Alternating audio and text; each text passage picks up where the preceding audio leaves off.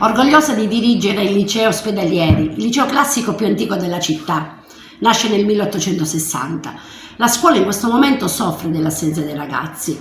Nonostante l'emergenza sanitaria e le sue criticità, abbiamo predisposto con cura e attenzione un'offerta formativa completa e in linea con le esigenze dei ragazzi del XXI secolo. La nostra offerta formativa didattica propone diversi indirizzi. Ad esempio, per tutto il biennio all'ordinario noi abbiamo il potenziamento di inglese e matematica. Poi c'è l'indirizzo Cambridge.